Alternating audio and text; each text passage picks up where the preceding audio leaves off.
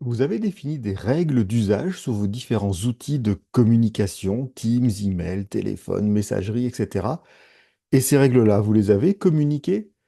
Bienvenue, vous êtes sur J'ai pas le temps pour ça, le podcast proposé par Éric Boucher. Je vous partage des trucs, des astuces, des outils, des méthodes pour être plus efficace au quotidien et terminer la journée plus tranquillement. Bah oui, être plus efficace et terminer la journée tranquillement, c'est aussi être sûr que nos communications vont fonctionner dans le bon sens. Et on se rend compte avec tous les outils que nous avons à notre disposition que nous n'avons pas tous la même façon de les utiliser et les mêmes attentes. Certaines personnes vont préférer envoyer des mails, d'autres envoyer un Teams, d'autres appeler, d'autres laisser des messages vocaux. Et on a tous une façon différente aussi de répondre à ces différents médias et des niveaux d'attente. Est-ce qu'il faut répondre dans la journée, dans la demi-journée, dans les 24 heures, 72 heures? Tout ça, ce sont des règles souvent non dites et qui peuvent polluer la qualité de nos relations entre collègues et avec les clients, ben parce que justement, les niveaux d'attente sont différents. Donc on va regarder un peu tout ça aujourd'hui, puisque nous sommes dans un épisode sur les outils, comprendre nos différents outils et puis voir ensuite quelles règles vous voulez mettre en place. Je vais m'appuyer pour cela sur une présentation qui a été faite par Isabelle Gonon pour le CNAM et qui est relativement ancienne. Elle date de 2012. Cet épisode est diffusé en 2024, ça fait 12 ans. Et pour autant, tout ce qui est dedans reste totalement pertinent et les règles sont toujours pas forcément très bien définies d'une entreprise à l'autre. Première chose, on va distinguer justement dans les outils que nous utilisons dans les deux axes transmission, interaction et synchrone, asynchrone. Il y a des termes qu'on n'emploie pas tous les jours.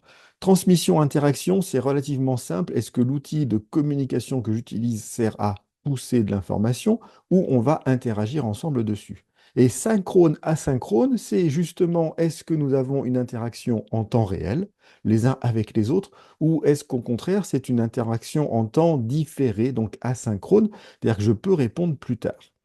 Selon ces deux axes, Isabelle Gonon a positionné un certain nombre justement d'outils que nous utilisons actuellement. Et ce qui est intéressant aussi, c'est qu'on se rend compte que d'une entreprise à l'autre, ces outils ne sont pas forcément toujours positionnés de la même manière parce que ben, parfois ils peuvent faire différentes choses à la fois.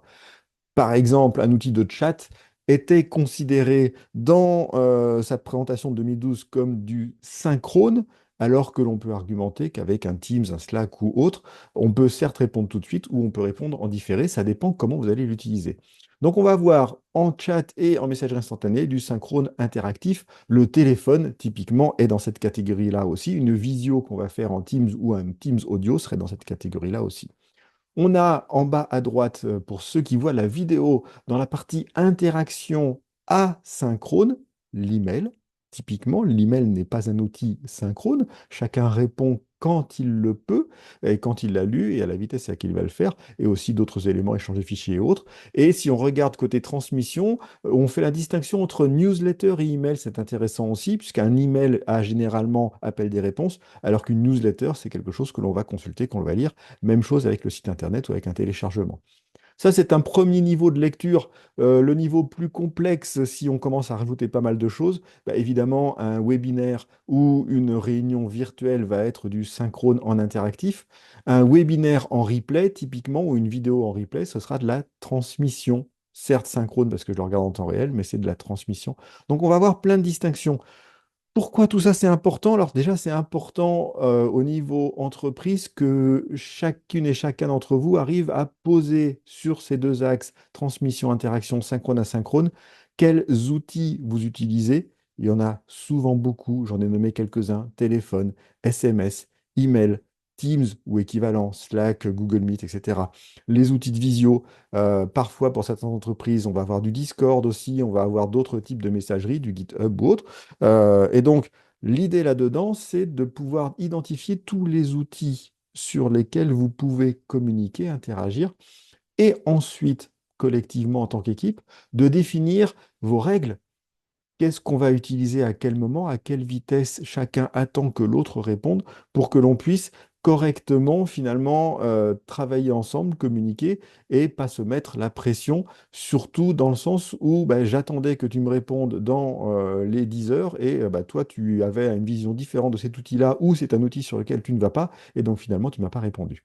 Donc définissez vos outils, définissez des règles et ça me permettra à tout le monde d'être plus efficace et plus tranquille.